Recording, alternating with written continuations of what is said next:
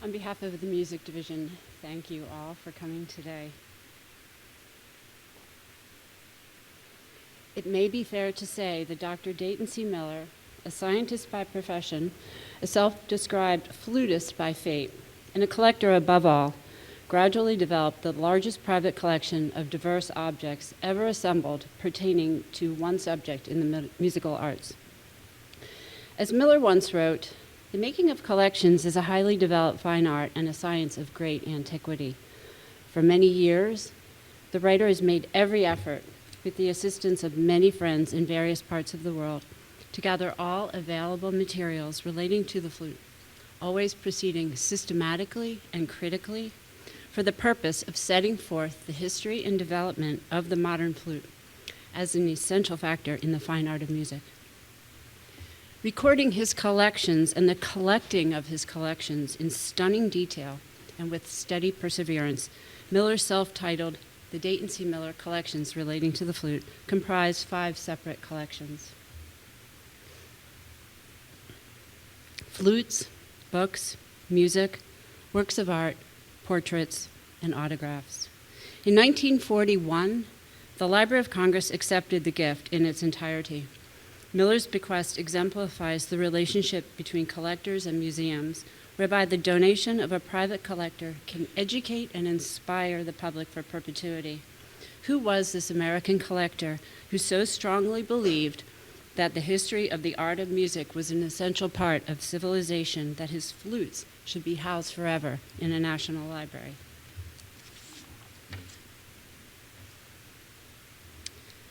Dayton Clarence Miller was born in Strongsville, Ohio in 1866 and lived in Cleveland, Ohio, along with his wife Edith, his flute collection, and his office at the physics department at Case School of Applied Science, now called Case Western. Miller was raised in nearby Berea, Ohio, where his father Charles, who died in 1918, was a fife-playing farmer, merchant, and banker turned electric traction executive, while his mother Vienna, who died in 1919, was a church organist, and his grandfather was a founding trustee of Oberlin College. Dayton Miller, as a boy, enjoyed the sport of ladder climbing, playing flute and piano, bookkeeping, and making things of tin in the family hardware store, as well as gardening, grape stomping, and tending the steam-driven sawmill on the family farm. By 1818, Miller's dual interests in science and music had emerged, laying the foundation, by fate, apparently, of his burgeoning collecting obsession. Now, at 14 years old, he played flute in Berea's Schubert Orchestra, built several telescopes, and started, prophetically, collecting science catalogs. For his 1886 commencement service, Miller gave a lecture on the sun and played a flute solo. Soon thereafter, Miller started chasing comets, and in the span of only a few years, his science career would progress with rapid speed as he attained posts and degrees and recognition as America's most popular scientist. And that is true up until 1919. He was the most popular scientist, and then, of course, Einstein took over. Miller entered Princeton University in 1887 to study astronomy, distinguishing himself in 1890 as the only one in his class to receive a Doctor of Science. He earned his degree for his observations of the orbit of the comet 18895, by employing 25 telescopes over the course of 3 weeks, working 14 hours solid per day and logging over 200 pages of logarithms. Also during this time, he had returned to Berea in 1888 to teach at Baldwin Wallace College, where he received a Bachelor and a Master's of Arts, while also serving as department chair in the natural sciences. Miller would later, in 1936, become president of the Board of Trustees of Baldwin Wallace. By 1893, he was married and assistant professor of physics at Case and chair by 1895. While at Case for more than 4 decades, Dr. Miller held a prolific research career studying the velocity of light in magnetic fields, the photography of bullets in flight, sound waves, X-rays, wireless telegraphy, and ether drift, and enjoyed an eminent teaching career, including departmental posts in astronomy, mathematics, physics, and acoustics. Dr. Miller, the acoustician, was a founding member and second president of the American Society of Acoustics. He investigated the acoustics of auditorium design and served as an advisor on a number of U.S. auditoriums, including the National Academy of Sciences, Severance Hall, and the chapels at Denison College, Bryn Mawr, and Princeton. The convergence of his scientific and musical inquiries led him to try to identify the tonal characteristics and qualities of musical sounds, resulting in his particularly noteworthy 1908 patent of the phonodike, a predecessor to the oscilloscope. The phonodike was devised to record photographically the waves of musical instruments and the voice, among other things. Investigations with flutes of differing materials led Miller to conclude that gold produced overtones which were greater in number and strength than those of wood, ivory, silver, or crystal. Miller's studies in music and his achievements in acoustics only contributed partially to the start of his flute collection. Also to blame were his radio broadcasts on musical acoustics and his sub-career, replete with his own booking agent, on the international lecture circuit, where he gave over 70 lectures on the topic of X-rays. It is remarkable that in 1896, his wife took a full-length set of X-rays of him, which he used as material in his study and lectures. According to his records, which I have over here, his popular, entertaining, and enthusiastic lecture demonstrations, of which there were over 500, reached a total accumulated audience of 100,000. Even as late as 1931, for example, as president of the American Society of Acoustics, he gave a lecture that discussed the history of the flute, its tone and acoustics, and included demonstrations of his own flute. Eventually, Miller would receive much acclaim for his scientific endeavors. And I have them listed, some of them listed here. These are the honorary degrees and board members. Usually he was a charting member. And then on the next page, you'll see the numerous books, articles, and these lectures all provide ample evidence of the scope of his scientific researches and later their connections and intersections with his organological interests. Organology is the study of the science of musical instruments. Dayton C. Miller, the flutist, had a pioneering and prodigious career. The early years, about 1880 to 1890, were dedicated to the practice and performance on the flute and flute composition, including my favorite, this piece, which is called The Audacious Jewel, dated February 14th, 1893, a romantic piece likely involving his successful marriage proposal to his soon-to-be wife. This is charming because it has a photograph of her in there. This is 1893, and there's the diamond ring, I suppose. That's from the piece. But his self-education went further to the design and construction of flutes, flute theory, acoustic studies of the flute, flute bibliography, and cataloging. Miller's culminating career as a collector, the natural conclusion of all his previous study, would consume him until the day he died. At some point, Miller turned from being an amateur flutist in his early years to an obsessed flute fanatic. The turning point might have occurred during Miller's maiden voyage to 1896. Now, age 30, Miller was set to visit not only the world-renowned German physicist Wilhelm Conrad Röntgen, but also to the flute manufacturing firm of Rudolf Hart for the delivery of a flute he had made to order, and that is called flute number 4. And here it is.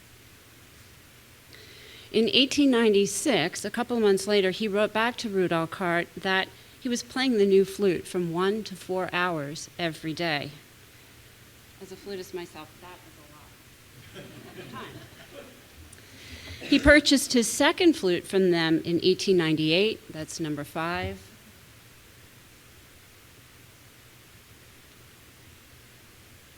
And when he returned to England to pick it up from the shop, he heard for the first time a flute of gold. It was on this trip in 1900 that his ears were open to a sound he would not forget.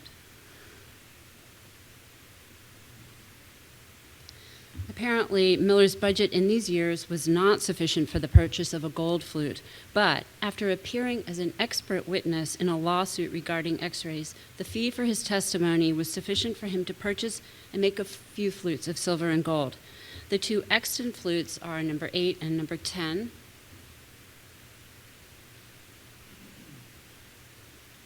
This is number 8, this is silver.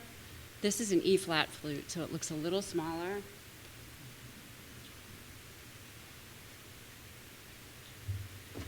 And then number 10, this is a blowout of number 10, which is a gold flute. True to the scientist he was, he documented the hours it took him to build this flute, which was 3 years, or 206 and a quarter days, or 1,650 hours.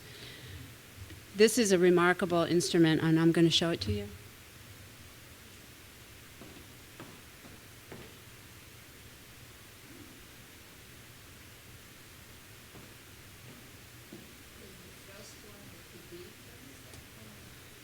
This is the second flute he built by himself. This is 22 karat gold with 18 karat keys, and it's in one piece. If you're a flutist, you know that's a little unusual. And this was used and borrowed at Severance Hall.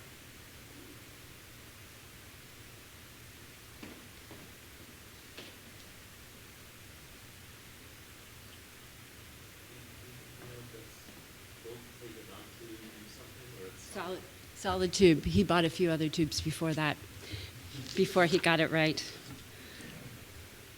By 1917, Miller entered a new phase of his flute life, leaving playing, composing, and building flutes behind, as, having just turned 50, he would spend the next 24 years forging connections around the world through his travels as a scientist, his growing renown as a flute collector, and his dedication to maintaining correspondence with acquaintances and dealers that would last decades. After 1917, Miller purchased 90% of his collection of flutes, music, and books, adding works of art to his collecting scope in 1923. While his science career engrossed his days, his nights were filled with a flute hobby that would soon turn him into a serious collector with a seriously large collection, all housed in Miller's Cleveland, Ohio apartment. It was Mrs. Miller's duty, as her husband once noted, to keep water jars filled near the flutes. For those people in conservation here, they will appreciate that. The art and science of collecting. Dayton C. Miller's lifelong interest in collecting wind instruments may have had its root in the playpen, as during his early childhood he found a fife that his father had played in the United States Civil War. Miller's ledger, and this is an annotation of it, lists this fife fragment as DCM number 1. This is flute number 1 in his ledger, and I have it right here. The entry includes a confession that the battered condition of the instrument had little to do with its military history. You can see that the end of the fife is broken off here, and if you read this, you can see that he used it as a plaything. This ledger entry, the only truly personal entry Miller ever recorded, might shed light on the beginnings of the collector in Miller. Psychological observations by writers such as Donald Winnicott and Werner Münsterberger, the later expounding particularly on the psychology and passions of collectors, would attribute this specific childhood memory and object as the proverbial security blanket, whereby the fife provided solace and the first passion for possession to young Dayton in the playpen. Later, as Dayton's childhood was filled with organ, piano, and flute playing, the tangible object would, figuratively, provide increasing value and comfort, particularly when his family, who had lived in the same Ohio towns for generations, moved away to the West Coast in an effort to save the life of his sister. Miller would later confess that he thought his life might also be cut short, but to the contrary, he and his sister lived for a very long time. Thus, by 1893, Miller was left behind to support himself with his new career and his new bride, and a fear of dying young. Eventually, his flute purchases likely provided a source of satisfaction, thereby easing the anxiety of separation and adulthood. For sure, anxiety would not come into play even during the Great War and Depression years until toward the end of his life, when he was unable to sustain the collection safely in his private home, and he was unable to secure the public home that he desired for the flutes. With further psychological or psychoanalytical probing, it is clear that some of Miller's traits were inborn and some were acquired or self-taught. He was from a multi-generational, well-respected Ohio family that may have contributed a sense of American pride, duty, and sentiment. From this hard-working and well-off family, he learned that stability and security were earned, and he was not to inherit a life of ease. His spending money as a youth and college student came from chores in the family garden or clerking in the family bank, and, as he later remarked toward the end of his life, his adult flute collection purchases were directly funded by his science activities. Clearly, wealth or comfortable financial stability at some level was a constant in his many years of buying, but, at least with Miller, it must have also required restraint. Yet, he must have been slightly obsessed. The English collector and bibliographer William Hazlitt, in his Confessions of a Collector, found his own obsession to be, quote, an inborn and indestructible human trait, a task demanding knowledge, discretion, and patience in order to achieve a satisfactory result. From the psychiatric perspective, in 1998, the term Dayton C. Miller syndrome was coined by the clinical psychiatrist John Braverman Levine to mean, quote, an uncontrolled interest in the developmental history of the flute. The patient becomes preoccupied both with physical objects and with systems of categorization. As the collection increases in size, the conceptual categories change and the sufferer is compelled to acquire more items. Further, in a paper delivered to the National Flute Association annual meeting in 2002, Levine concluded, Dr. Miller came out of the 19th century tradition of science as high-class description. As an astronomer, he was trained to make, record, organize, and classify observations over very long periods of time. Levine stated with this patient, Dr. Miller, in collecting, an obsession was not a disorder, rather it was a necessity. Ultimately, one must wonder, after 45 years of collecting, how much can an obsession cost? How much did Miller spend to amass the staggering number of items that range from rare first editions and singular works of art to a flute made for Frederick the Great to oodles of panpipes? And with no children, the likely culprit being the X-ray machine, or family left in Ohio, what would happen with Miller's flute collection? I'm now going to turn it over to Paul Runci. By day, Paul works with numbers, science, and technology, and at night, he's a flute player and a flute collector.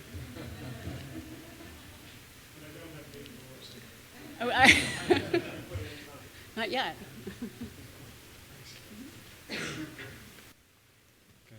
Thank you, Carolyn, and thanks everyone for being here and for this opportunity to talk with you all today. I should probably start with a few words on why I'm here. I'm not a professional musician or a collector or librarian or anything, but about 8 years ago now, I was a fellow in the Senate working here and stumbled on to the fact that the Miller collection existed here at the Library of Congress, and as a flute player, actually an Irish flute player. And the reason I play Irish music is because it's the only way you can be a mediocre flute player and still get a free beer. So I managed to get in touch with Carolyn, and she invited me in, and I saw this collection and thought, I've never seen a happier place in my life, and I need to find a way to kind of stay in connection with that. So I started out on this project with Carolyn, which, as she just described, we started on a whim with this question of, well, what was the purchase cost of this? If we were to put this in today's dollars, what would it actually cost him, and how would you manage to amass something like this as a humble professor? So anyway, we started down this rabbit hole of trying to just kind of establish the purchase value in today's dollars of the collection, and so that's what I'm going to talk a little bit about here today. If you look at the chart here, let me just kind of, I don't know how well you can see it, but I'll explain. So the black line with the black square dots on it is the total purchase value in 2015 dollars of the flutes that he bought. The yellow line is the number of flutes purchased in any given year. So if you look at the y-axis on the left-hand side, that gives the dollars. The right-hand y-axis gives you the actual number of flutes. So as we began to think about how to assess just the purchase value of this, you quickly run into the question of, well, how do you adjust the dollars from whatever the nominal year was into today's dollars? And there are lots of different metrics for doing that. Ultimately, we settled on the consumer price index, which is a fairly standard metric for measuring things that aren't traded across international boundaries. If goods are traded, if he was buying things a lot overseas, you'd use market exchange rates or purchasing power parities or other sorts of currency deflators like that. But since he was buying things in the U.S. primarily, with exceptions, we went with the CPI. So it's imperfect. He clearly was buying things internationally, but it was a reasonable place to start. So I guess this is all just a long way of caveating what you're seeing here, but it gives a reasonable idea, I think. The other thing I'd just say up front is while we started to kind of play with this question of what the purchase cost was, as we got into this, I discovered that really is not the interesting story or the interesting question that the data tell. And anyway, the question of how we paid for it is unanswerable largely. So what I'd like to do is focus here on the period starting in 1919, which is right here with the end of World War I. And as you can see right there, that's a pretty clear demarcation point in the history of the collection, because right after World War I, this thing just spikes. You can just look at any given year from then on, and the number of flutes in yellow, is astronomical. And he was also getting some values, because you can look at the fact that the amount he was spending versus the number of flutes was fairly low. So he was clearly getting some bargains. To me, and this is speculative, but when I was compiling this, I thought of the fact that after World War I, there was a lot of dislocation, particularly in Europe, Germany, Austria, Italy, all of which were places that Miller was collecting, a fair number of flutes in that decade. So he had dealers in Europe who kind of scouted for him, and I can only think that at this point, when you see this large spike in the number of flutes, that he was managing to take advantage of the fact that a lot of interesting instruments were coming on the market at that point that weren't there before. So between 1919 and 1929, there we go. And I apologize, that red line should actually be 1 year to the left. So just before that high spike, you can see that one data point there. Should be just to the left of that. Anyway, and that decade from 1919 to 1929, that accounted for 56% of the flutes that he collected. And 373 of those were purchased from European sellers. So, which is about half of what he bought in that period. So you can see that tells me that there were bargains, and he wasn't just buying anything. We know he was a very meticulous and careful collector, so that also tells us that there were interesting things coming on the market, and that he was managing to be ready to pounce when they became available.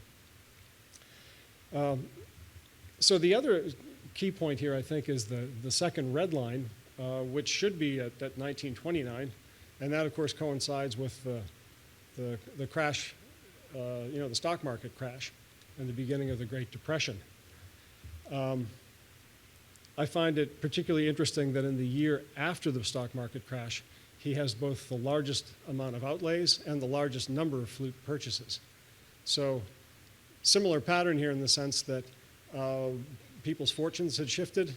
Probably a lot of things were being sold off to finance, to keep families afloat and that sort of thing. And Miller was able to capture a lot of the instruments that came on the market. Now, not only did he not lose too much money, but I also find that if you look at how much he was spending even during the Great Depression, so in those subsequent years, I don't think there were many people who had over $10,000 in any given year to lay out for their hobbies. So, and that kind of brings us back to the original question of, well, how was he paying for all this on a professor's salary? His salary was somewhere around $3,500, something like that. No, 35.50. Yeah. So. Yeah, there were lots of, and we know that there was family money as well, and he made gifts of stock later to, colleges that he was involved in. So there was money around, but clearly there was a lot of money around in the family.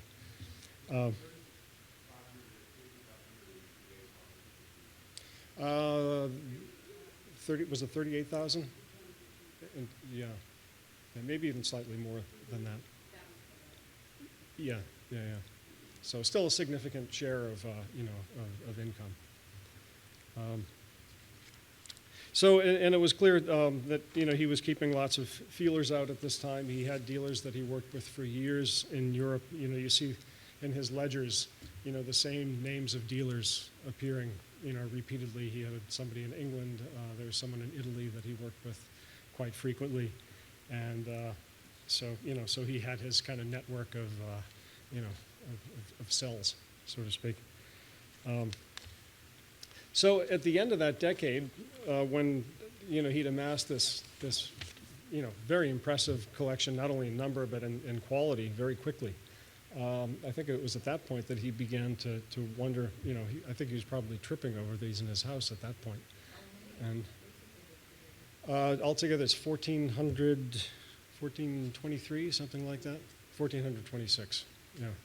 So at that point, he needed to find a home for the flutes. It was, I think, overwhelming his expectations and the space that he had available. So I'm going to turn it back over to Carol Lynn to talk about how he went about searching for a home for the collection, a permanent home. So, thank you.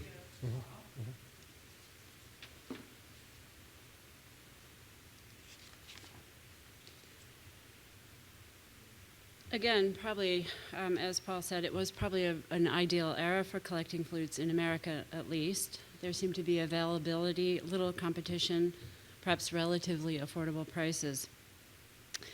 In 1920, he purchased 36 flutes. In 1921, 57 flutes, 93 flutes in 1922, 131 flutes in 1930, just in case you couldn't see that on the graph.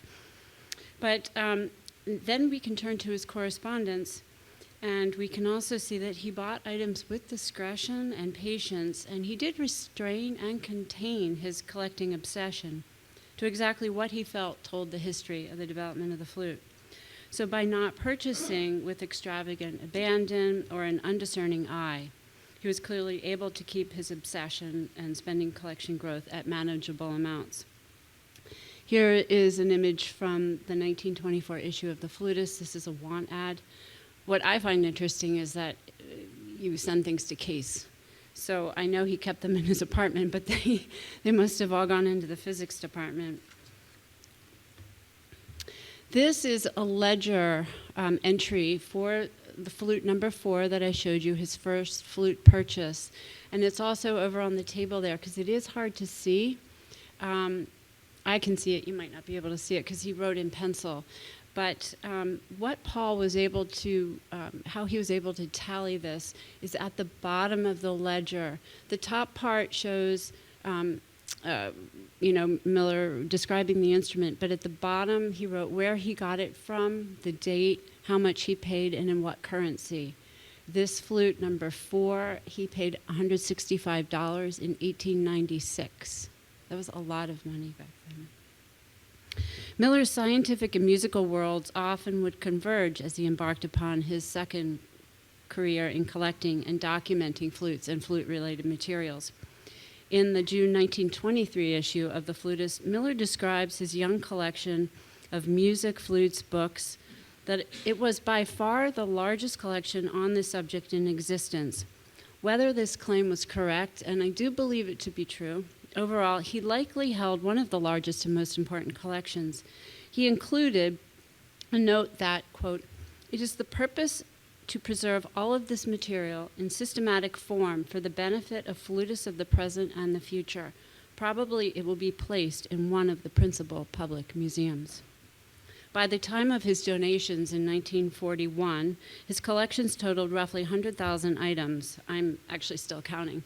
But nearly 1,500 flutes and other wind instruments, thousands of works of art on paper, photographs, patent specifications, trade catalogs, newspaper clippings, autographs, music, books, statues, and about 15,000 pages of correspondence. It is likely that Miller must have thought about every purchase carefully so that it would directly illustrate the history and development of the flute, as evidenced through examination of his preserved card index files and ledgers recording the books, music, and the art purchases, along with shipping receipts, notes on his visits, and his voluminous correspondence, for the most part containing incoming and outgoing copies, all solely related to flute collection purchases or inquiries. The archives of his diverse science careers are still held at Case Western. Each flute purchase was documented in a ledger format, like you see here, that detailed in a consistent and rather scientific way the object's physical description. Miller also photographed the collection on glass plate negatives and the positives to the delight of subsequent curators and conservators. Considering the other aspects of his collections, also meticulously recorded and retained in his vast correspondence and card index files. Regarding just the books, likely still the largest collection of books on flute history and organology, Miller stated, "Every work included is considered by the collector to be of importance in the relation to the history of the flute. There are many items which, so far as known, do not exist in any other collection." In 1935, with the number of titles nearing 3,000 books, he privately printed an annotated bibliography, and that is right here. And just to give you an example, in the entries, the annotations, he would do a full bibliographic citation here, and the annotation, and often it would say something like, "As far as can be traced, this is a unique work, not found in any other library, not found in the British Museum." So he was very, very careful, even with the books, the collection of his books that he was seeking. The works of art collection includes at least 7 separate collections that range in date from the late 15th century to the early 20th century and are in many formats of on paper and statuary. You can see in here the little netskis. Those all depict a flute or fife player. By the time of his 1941 donation to the Library of Congress, the printed music collection, which I think was the earliest, he probably started that in 1887 since he was a young flutist. And the cost analysis has yet to be done by Paul. I did it roughly over the course of 40 years. In 2015 dollars, I calculated $1,831,495. And yes, he must have been slightly obsessed. Miller's correspondence between 1894 and 1941 reveal him to be quite knowledgeable and polite while negotiating either reference questions or acquisitions. The letters also reveal much about his systematic and methodical acquisition style, most notably, for example, as Miller sought to represent the history of the development of the flute, he was careful not to duplicate acquisitions. His purchases of 18 flutes of glass or crystal by Claude Laurent, surely his most indulgent pursuits, were clearly a scientific survey as he carefully rejected flutes that might duplicate years of manufacture or number of keys. Miller was also keenly aware of his purchases, such as with his extensive collection of native North and South American flutes, for he halted buying from one dealer when he realized the dealer was trying to sell him manufactured duplicates, as if Miller was the casual tourist. There are 139 examples from North and South America. 3 are in this case here. I don't think so, but he might have. I don't know. He didn't leave that in his correspondence. I think he played the modern flutes in these. But I do want to read you a quick little excerpt regarding the Native American flutes that he wrote to a dealer in 1926. He said, "I am personally acquainted with the officers of the Department of Ethnology in Washington and with those in charge of the Indian affairs with the Canadian government, and I have had dealings with over 30 houses specializing in Indian relics. These specimens which you sent, there is very much sameness in them." A couple months later, "It does seem to me there's a strange similarity in the general character of these various Sioux flutes. They are very new. Apparently, they have not been used at all, and the general arrangement and even the shape is repeated. I am just wondering where these instruments came from." A couple months later, "I am sorry to say I'm disappointed with the Indian flutes you are sending me. There seem to be new instruments which have been manufactured as curios." Then he wrote, "One might be suspicious that they were being made especially to sell to me." But then, a few years later, he was still buying from this pardon? Yes, he did return them. The shipping receipts show that. But then he wrote to this dealer a few years later. Apparently, the dealer went from selling him flutes, the cording flutes that you see up there, to whistles. There are a lot of whistles in the collection. This letter was kind of funny, though. Miller wrote, the dealer must have been sending him whistles, and Miller wrote back, "I would like to mention again that I am about, quote, fed up on whistles." So that was the end of the whistle collection. Miller maintained correspondence with dealers, donors, flute aficionados, and makers often for many years. Dealers around the world knew him well and would send a list of available items, such as books, music, prints of flutes. Invariably, Miller would also send out a list of what he was looking for, particularly like with the Frederick the Great flute. He was desperately looking for that flute. Most purchases were single items, although a few times he bought numerous items or lots. Lots at auction, a lot of things. He noted about these lot purchases he did not like that it meant a collection was being dispersed or broken apart. Much of the correspondence reveals details rich in the provenance of the objects and also the time it took to cultivate the buyer-seller relationship. He waited years for some flutes, either because he waited for the price to be fair or because some owners took time in the sale due to a reluctance to sell or part with the flute. The sale of a flute made for President Madison in 1813 took 5 years of back and forth with the owners, a set of siblings, until Miller finally persuaded them with the incentive that the flute would again be on display in a public museum, hopefully the National Museum, where it had been in 1903 and where Miller intended to donate his flute collection. The mission of the Library of Congress, the nation's first established cultural institution and the largest library in the world, is to provide Congress, the federal government, and the American people with a diverse and enduring source of knowledge to inform, inspire, and engage them. In 1815, Congress purchased Thomas Jefferson's library, a rich collection universal in scope, knowledge, and creativity. Jefferson, a keen admirer of music, was also a violinist. His library collection held 13 books of music on music literature and theory, thus laying the foundation for the future music division. By 1896, the music division was established, and during the years 1924 to 1935, aided by the philanthropy of two remarkable women, Elizabeth Sprague Coolidge and Gertrude Clark Whitall, the mission of the music division included musical performances and music commissions. The music division quickly became an international center for the performance and study of chamber music and seemed a viable institution to establish and maintain collections of musical instruments.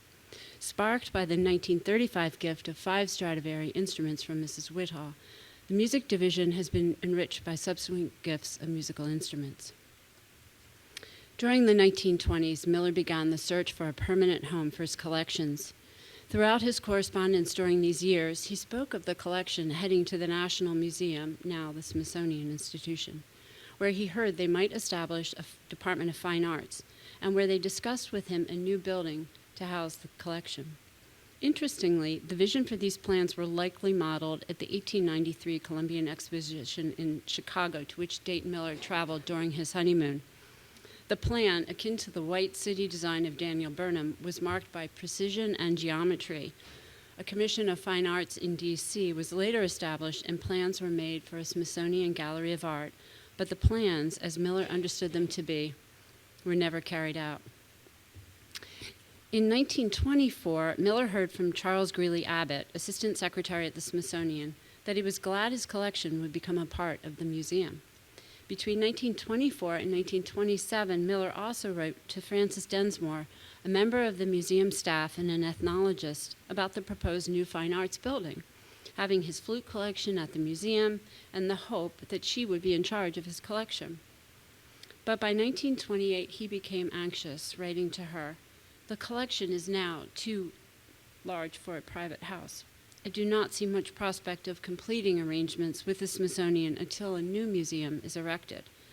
11 days later, he wrote to her again, "If I present the instruments to a museum without any cost, I feel they ought at least to be assured fine exhibition. The Library of Congress has been very interested in this collection, and they have definitely stated that they would be glad to receive all the collection and would provide exhibition cases." Clearly, Miller was seeking a public museum or institution for the final home, and that he wanted his collections together in one location. While loyal to his home state and its institutions, it is not clear in his correspondence that the Cleveland Museum of Art or Oberlin were under consideration to house the flutes. He was very much impressed with the German Museum of Masterpieces in Museum, but he found it lacked a great collection of music to supplement the instruments. He thought most highly of the Metropolitan Museum of Art in New York, but as stated in his will, he did not want the collection to go there for the following reason. "I specifically object to the system of classification of musical instruments as it has been heretofore exhibited in the Metropolitan Museum of Art in New York City." In 1933, Miller wrote to Carlton Sprague Smith at the New York Public Library, an institution very much interested in housing his flute collection. He told Dr. Smith that he had catalogs of 50 museums of musical instruments and had visited most of them, as well as many of the music libraries in the United States and abroad. Perhaps Miller and Smith, who was also a flutist, held a similar philosophy, one Miller eventually found at the Library of Congress. They discussed a hypothetical music museum, a unique educational center. The mission of this music museum would require an amalgamation or union of books, instruments, iconography, and sound. It would appeal to the layperson, the researcher, the student, the scholar. Interesting, I later found a letter from Carlton Sprague Smith in 1957 where he did write a proposal to New York Public Library to create this library museum of the performing arts. In 1931, Miller wrote to Carl Engel, chief of the music division at the Library of Congress, that the music division was thorough in covering the field of music, and he felt proud it was the nation's top library complete with concerts. In 1934, Librarian of Congress Herbert Putnam and Carl Engel requested a catalog of his book collection, the one I showed you, and for this, he did prepare that just for them. Also in February of that year, Miller wrote again to Francis Densmore, fearing the collection was so large that, quote, "I have no place to keep it. I am seriously beginning to worry as to what will become of it.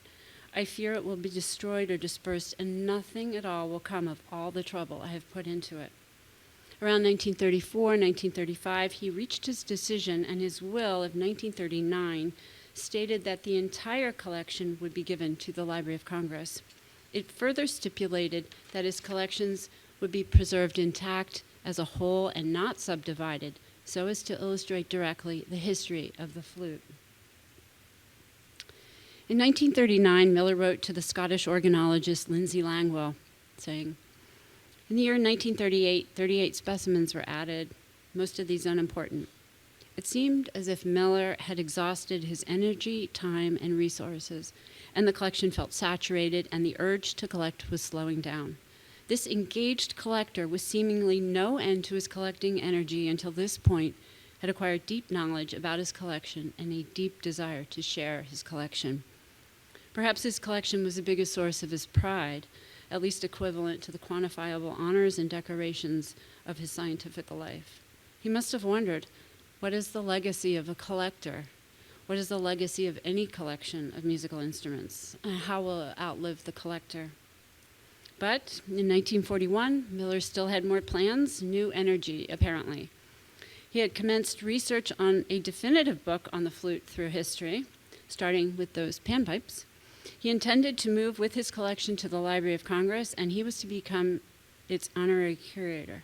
But he died suddenly of myocardial infarction at his Cleveland home at age 74 in February of 1941, and his collection of flutes and flute-related materials arrived at the Library of Congress in May of 1941. He was packing up the collection when he had the heart attack. But ultimately, through his collections, Dayton C. Miller attained his dream of educating the public and collecting, documenting, and preserving cultural heritage for all. And his collection has stayed together. Thank you.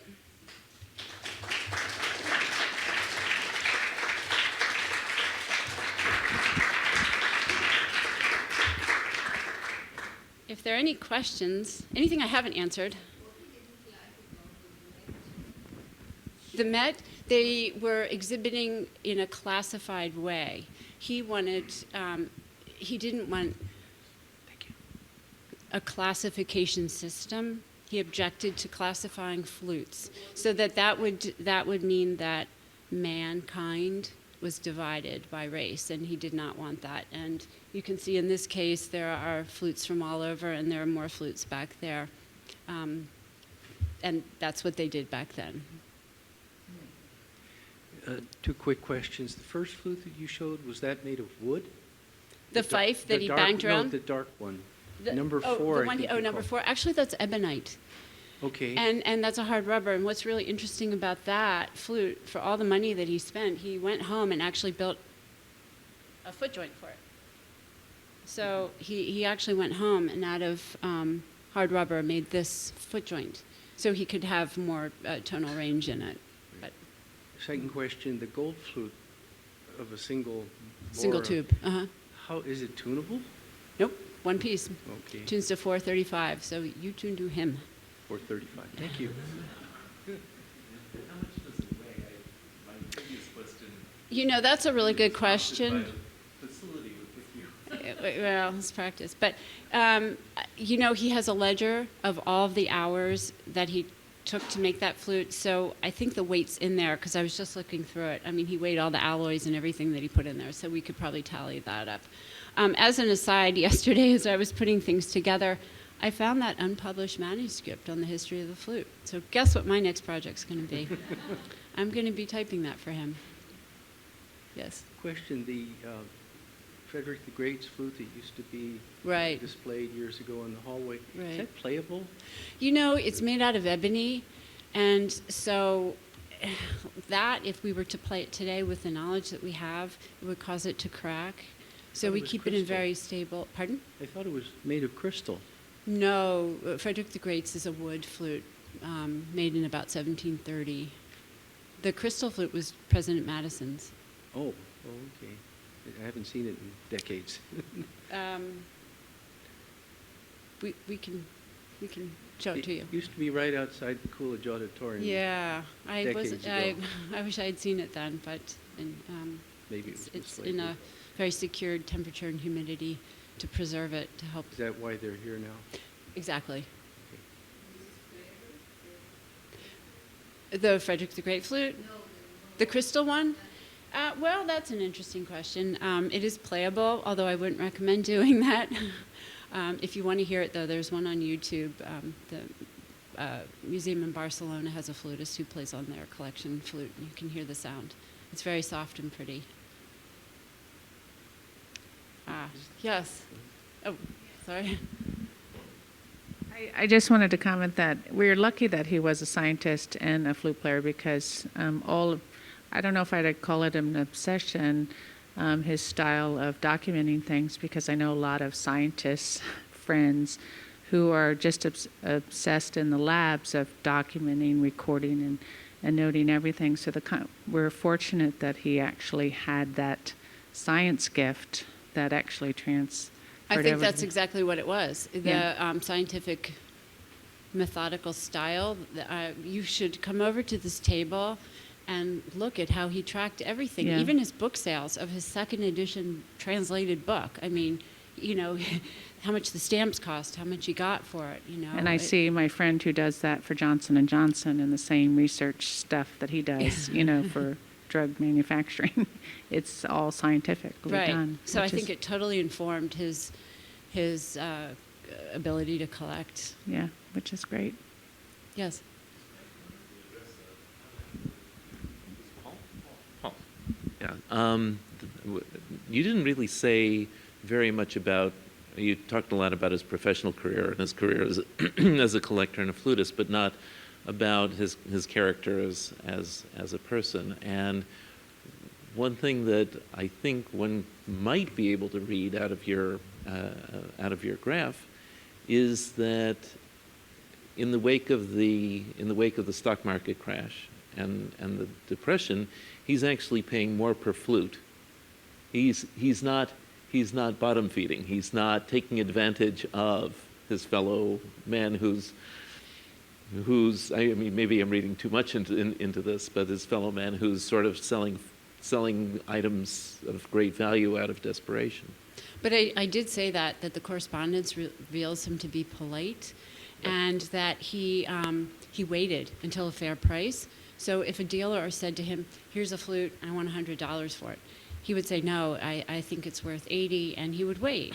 Or likewise, if someone said, "Here's a flute, I only want $2 for it," and Miller felt it was worth more, he would give them the fair price. Mm-hmm. And the everything that I've read about Miller was exactly what I said, that they felt he was very polite and just very reserved. I mean, he didn't exuberate, the collector, whatever, and he didn't purchase luxury things. I think he was just very calm and plodded through this very carefully. But when I went to Case Western, they said he was just crazy. and I was really Excellent. upset because I was used to hearing the flute side, but he had huge battles with Einstein over the ether drift theory and theory of relativity, and that's where his passion, I think, and his argument went.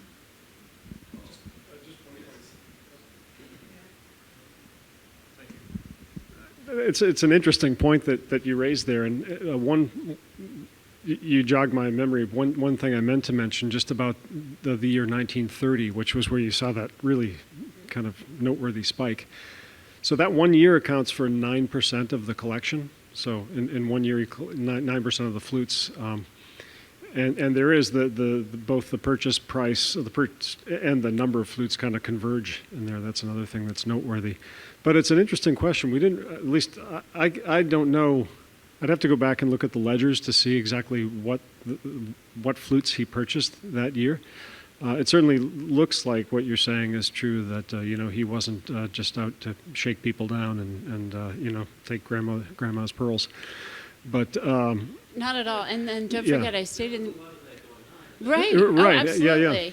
Yeah. But it would be interesting to look and see Sure. which flutes actually were added to the collection The in that Frederick's 1 Great year. Flute was 1930. That was a big purchase. Okay. Mm-hmm. But don't forget, I stated in the beginning, his mother and father died in 1918 and 1919. So we're assuming he might have inherited something from them, because he made it very clear quite a few times he only bought flutes from the products of his scientific studies and work. So, but I think he made a lot of money on the lecture circuit with the X-rays. There's a tiny little newspaper article there showing Dayton C. Miller and the X-rays or something, but that was a big thing. People were like amazed at this, and he went all over the world talking about X-rays. Yes. Oh,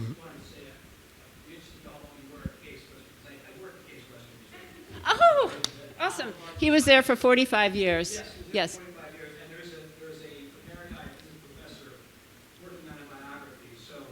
Dr. Fickinger, he wrote it a couple of years ago, and it's his only the science side of his life. And I did go out there and meet Dr. Fickinger, and we talk from time to time. And it's a huge archive out there of his work. And his reputation was stated that he was quite a physicist in his day. So, Right. And that back in... And what Dr. Fickinger told me was, Miller walked in the door at Case Western and said, "Can I have a job?" And you could hear from his biography early on, they just gave it to him, and he did the self-education too. So it's very different. But at the beginning, you mentioned something about he had measured different materials for flutes, and I don't remember what material was the one that had the most overtones. The gold. The gold. The gold did, and that's why he went crazy. Then he just had to make a gold flute. And as a flutist myself, I always remember growing up with my silver flutes, you know, you have to get a gold flute. It's the one that sounds the best. And that's where this came from. He did the study, and he decided that the overtones caused the greater tone production. My other question is, since he was an acoustician also, did he contribute anything to the development of the flute or its tuning or things like that? No, although the flute, he made the gold one there, he did work on different tunings and things like that. He was most well known, though, for, you know, auditorium design, as I mentioned, but also he took that, and the government hired him. He had to take a year off. I didn't even mention that. Government had him study bullets and the shock sound from bullets. So he could have probably had a very huge career as an acoustician had he not been distracted with flutes and Einstein. What did he think of the platinum flute? He tried to make one, but then the war of in the early 1917, 1920 time period, he actually bought tubes of platinum to start to make one. And he never commenced that because he actually stopped making flutes at that point too. But if anyone has a platinum flute that they would like to donate to the collection, we don't have one still. I think that most people that collect seriously realize after a time that no matter how much time you have or how much money you have, your collection is never going to be really what you envisioned it to be. Is there anything in anything you've read Mr. Miller wrote having that same feeling, oh, I wish I had done this, I really wish I could have added this to my collection? In other words, did he see any flaws in his collection? And if he didn't, as you look back at the whole collection today, objectively, you say, yeah, he could have been doing this, but he did. Yeah, it's a great question. I think it goes to the platinum flute. It was a great question too, David. I think that would have been the culminating material in his acoustic studies. You know, what is the sound of platinum? Because right at that time in the early 20th century, you know, we have Varese composing a piece, density 21.5 for platinum flute, and that took off. And it's still pretty popular. So we don't have that material, and he didn't have that material. And I'm always kind of curious, like, why didn't he just go buy a platinum flute, you know? He could have bought one. There was particularly famous flutist George Barrère who was playing on platinum flute. So that, I think, but I never saw him express that lack. I really feel like he felt like, I am done collecting, I am tired, my collection's saturated, and I want to go to the Library of Congress and be that honorary curator. And I feel like he was done that chapter. We're out of time, so we can maybe thank Carolyn and Paul for their talk today, and you can also check out materials at the side table. Thanks so much. Thank you.